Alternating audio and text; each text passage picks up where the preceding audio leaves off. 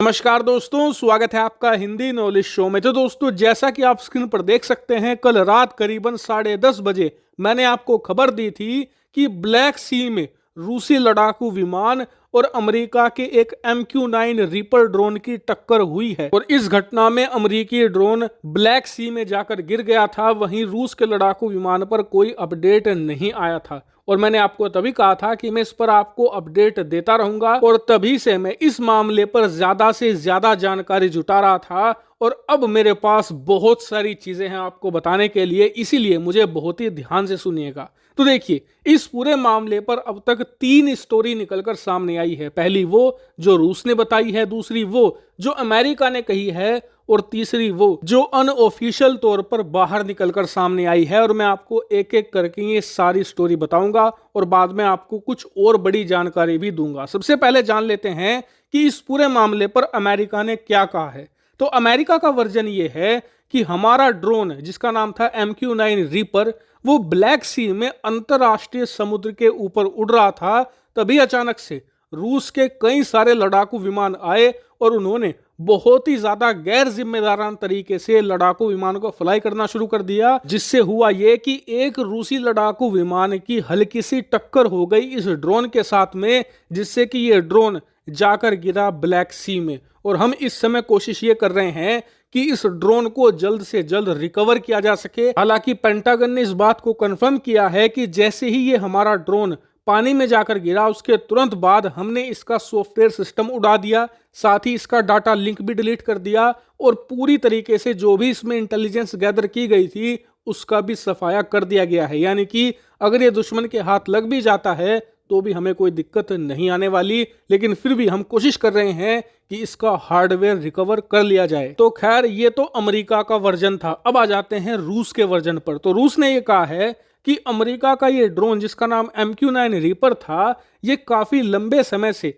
Black सी में उड़ रहा था और एक समय पर आकर ये रूस की जमीन की तरफ बढ़ने लगा। क्राइमिया की तरफ तेजी से ये जा रहा था। स्क्रीन पर आप लोकेशन देख सकते हैं, ब्लैक सी में ये बिल्कुल ऊपर की तरफ है क्राइमिया। और इसीलिए जैसे ही ये ड्रोन हमारी तरफ बढ़ा तो हमारी वायुसेना ने इनिशिएटिव लिया और हमारे कई लड़ाकू विमानों ने इसे अप्रोच करना चाहा ताकि इसे पीछे धकेल सके। लेकिन इस ड्रोन के पायलट ने कैमरे के जरिए जब देखा कि रूसी लड़ाकू विमान तेजी से इसकी तरफ बढ़ रहे हैं तो उसने तेजी से शार्प टर्न लिया। बहुत तेजी से अचानक वो मुड़ गया, जिससे कि ये अनियंत्रित होकर ब्लैक सी में जाकर गिरा। और इसमें हमारी कोई भी गलती नहीं है, ना ही हमने कोई यहाँ पर मिसाइल फायर करी है, ना ही हमारी कोई टक्कर हुई है, और ये अपने आप ही जाकर समुद्र में गिरा है। तो ये है रूस का वर्जन।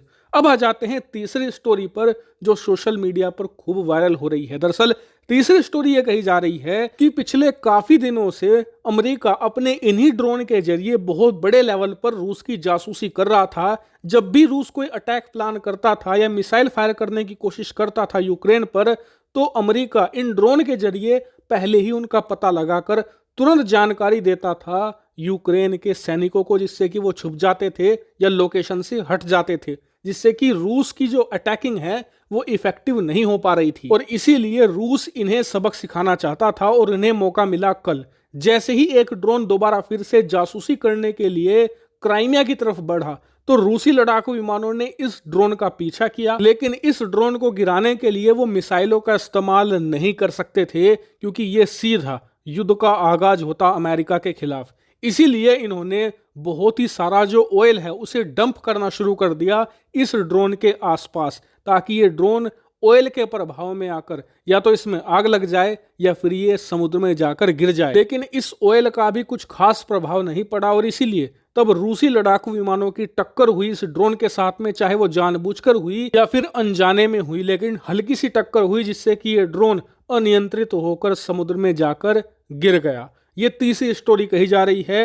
अब तीनों में से आपको कौन सी पसंद है, आपको कौन सी रियलिस्टिक लगती है, आप मुझे कमेंट करके जरूर बताइएगा। लेकिन फिलहाल स्थिति ये है कि अमेरिकी राष्ट्रपति जो बाइडेन के ऊपर बहुत ही ज्यादा हैवी प्रेशर आ चुका है क्योंकि अमेरिकी नौसेना ने खुद ये बात क्लेम कर ली है कि हमारा ड्रोन तो रूस ने ही जानबूझकर मारकर गिराया है। और इसीलिए जो बाइडेन पर प्रेशर इस बात का है कि आपको बदला तो लेना ही होगा, वरना हम आपको एक कमजोर राष्ट्रपति की तरह देखेंगे जिसके अंडर रूस ने हमारी नौसेना पर अटैक किया और हमने उसे जवाब नहीं दिया। और इसीलिए जो सिचुएशन है वो बहुत ही ज्यादा खतरनाक बन गई है। हालांकि जो यूरोपियन यूनियन है और नाटो है वो अमेरिका को समझाने में लगे हुए हैं कि आप किसी भी प्रकार का बदला मत लीजिए, वरना यह युद्ध और भी ज्यादा फैल जाएगा और स्थिति और भी ज्यादा खराब होगी। लेकिन एक ऐसा देश है जो इस पूरे मामले से बहुत खुश है, वो है यूक्रेन, क्योंकि यूक्रेन को अब ये पता है कि अमेरिका बदला जरूर लेगा और वो डायरेक्ट नहीं, इनडायरेक्ट होगा। मतलब अमेरिका यूक्रेन के जरिए रूस से बदला लेगा। आने वाले दिनों में आप खबर सुन सकते हैं कि यूक्रेन को और ज्यादा खतरनाक देने वाला है अमेरिका, जिससे कि रूसी सेना को यूक्रेन के अंदर हैवी डैमेज देखने को मिलेगा। हालांकि इस मामले पर मैं आपको लगातार अपडेट देता रहूंगा। फिलहाल इस वीडियो में इतना ही। Thank you very much for watching video.